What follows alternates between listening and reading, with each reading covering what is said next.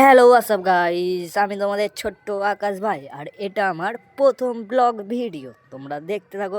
আর আজকে সরস্বতী পুজো, তো সরস্বতী পুজোয় অনেকের অনেক রকম প্ল্যান থাকে। আমার কোনো প্ল্যান নেই। এখন কটা বাজে দেখো, 8:10। এই মাত্র আমি ঘুম থেকে উঠলাম। অনেকের অনেক রকম প্ল্যান, বলতে গার্লফ্রেন্ডকে নিয়ে ঘুরতে যাবো, এটাও চিন্তায় থাকে। তাই আমার কোনো গার্লফ্রেন্ডও নেই, আমার কোনো চাপও নেই, তাই আমার কোনো প্ল্যানও নেই। তো তোমরা দেখতে থাকো কোথায় যাই আর না যাই। চলো বাই। এই না না না না না, তোমরা কি ভাবছো রেডি হয়ে গেছে? এখন আর রেডি হয়নি। হ্যাঁ, এবার রেডি হয়ে গেছি। হ্যাঁ হ্যাঁ, জানি ভালো লাগছে না, তাও একটু ক্যামেরার সামনে একটু ভাব মারতে হবে, তাই একটু ভাব মেরে নিলাম। আর এখন যাব অঞ্জলি দিতে। দেখি কোথায় অঞ্জলি দেওয়া হচ্ছে, যাই। বাড়ি থেকে বেরোনোর পরেই দেখছি আমাদের ক্লাব মাঠে পুজো হচ্ছে, সেখানে অঞ্জলি দিয়ে নিলাম। কিন্তু অঞ্জলি দেওয়ার সময় কোনো রকম ভিডিও করতে পারিনি, অনেক লোক ছিল। প্রথম ভিডিও তো, আর প্রথম ব্লগ ভিডিও, তাই একটু কেমন লজ্জা লজ্জা লাগছিল তাই। আর এটা আমার ছোট্ট বড় আদরের মামা।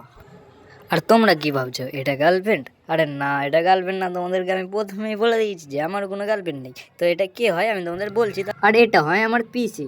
তোমাদের বিশ্বাস হচ্ছে? কিন্তু হ্যাঁ, এটাই সত্যি, এ হয় আমাদের পিসি। তারপর আমি আর আমার পিসি একটু ঘুরতে চলে গেলাম। ঘুরতে বলতে আমাদের বাবলারিতেই। তো যেতে যেতে এই মায়ের মূর্তিটা দেখলাম, কিন্তু মায়ের মূর্তিটা এতটা সুন্দর আমার মন ছুঁয়ে গেল, তাই না দেখে আর পারলাম না। তাই আমার গাড়িটাকে রেখে স্ট্যান্ড করে তো মায়ের কাছে চলে আসলাম। সত্যি এত সুন্দর, আর এত সুন্দর কি বলবো, অসাধারণ, বলার কোনো ভাষা নাই এখানে। সত্যি মা বাচ্চাবেলাকার এতটা কিউট লাগছে। আর এটা আমাদের স্কুলের ঠাকুরকে, আর স্কুলের ঠাকুরটা খুবই সুন্দর হয়েছে। স্কুলের ঘরটাও খুব সুন্দর হয়েছে। আজ একটা সময় ভাবতাম যে কবে বড় হব, আর এখন বড় হয়ে বুঝতে পারি যে পরিবারের দায়িত্ব থেকে স্কুলের ব্যাগটা বেশি হালকা ছিল। কিন্তু আমার কিন্তু একটা পিসি না, দুখানা পিসি। আর দুটো পিসি হচ্ছে এটা, দুটো পিসির সাথে একটা সুন্দর ছবি। তারপরে আমি পিসিকে বাড়িতে নামিয়ে দিয়ে বাড়ি চলে আসলাম। বাড়ি এসে আমার গাড়িটা স্ট্যান্ড দিয়ে দিলাম।